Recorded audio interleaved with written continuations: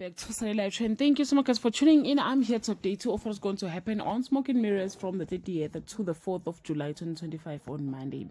Zuletho forces the man who extended his sentence to commit suicide. Fanyana declares his love for Okayise and Mandla disowns him.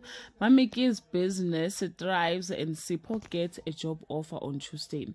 Thandiswa and Zuletho share their abuse by Jason. Mother and Jason finds Kabelo dead. Fanyana leaves defying his parents. Sipho returns, repays him and vows to change with Mother, warning him about his death on Wednesday. Phakathi faces renewed scrutiny as Jason questions Kabelo's supposed suicide. Phile and Mandla tied up Okayise to exorcise her for loving Fanyana on Thursday. Jason becomes obsessed with proving his friend's death was foul play, but Phakathi dismisses his theory. Fanyana clashes with his father, accusing him of hypocrisy over a taboo relationship on Friday. Phakathi becomes suspicious of Kabelo's suicide after learns he